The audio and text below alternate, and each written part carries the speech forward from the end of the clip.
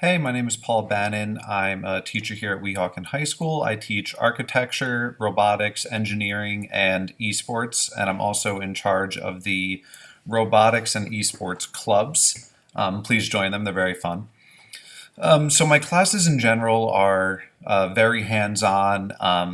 The students are very involved with creating projects that have some real-world significance that relate to a lot of state and federal standards, a lot of 21st century skills. I take a UBD approach to teaching, so it's an understanding by design, meaning that my projects and standards are first, and through the projects which meet the standards, a learning experience is formed.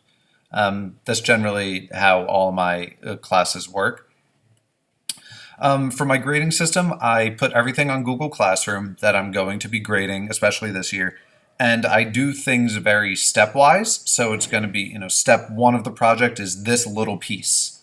And if the little piece is there, you get the points for it. If the little piece is not there, you don't get the points for it. And having it on Google Classroom is a really good way to track, well, I have it or I don't have it.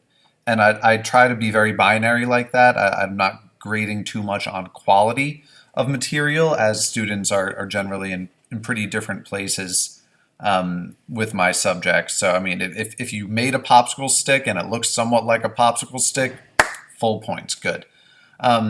Attendance is also clearly very important. I follow the school's attendance policy where there is a maximum amount of absences a student could have before subject failure. I don't take away points for absences necessarily, but I do have to follow the standard school rules for sure. Class participation is somewhat similar. I don't need people to speak in class for me to know that they're present and doing work. But students should be asking questions if they're having any trouble, because a lot of the things I do are, very, like I said, student driven. So if the students aren't letting me know how they're doing, or if they're having trouble with something, I can't help them with it until we may be a little too far into the checkpoints, and then all of a sudden I know that the student has no idea what they're doing. It's so I try to gauge it with their quality of work. Might mean they might not know what they're doing, or maybe I try to make my checkpoints a little smaller so to really check up on everyone.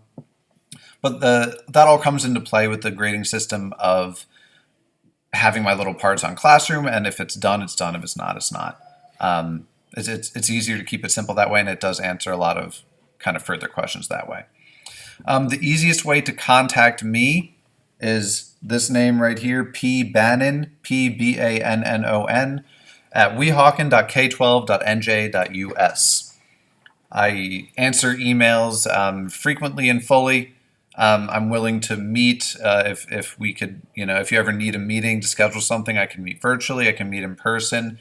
I can give you whatever your student has given me in terms of what grade they have. I'm willing to meet and answer any of your questions, so please feel free to reach out. I will communicate primarily through Google Classroom, to you included. So if you do not have access to Google Classroom, please email me and let me know which email you want attached. And sometimes, even though it says it's attached, you have to remove it and then re-add it. So please check if you're attached to Google Classroom. Please consistently check real time. I'm going to try to update that as much as I can, so you know how much your student has been handing in. So yeah, I mean that's about it. I think my classes are pretty binary. Did you do the work or did you not do the work? And it's really as simple as that for the most part. If you need any clarification, please feel free to reach out. Again, that is pbannon at weehawken.k12.nj.us. Signing off.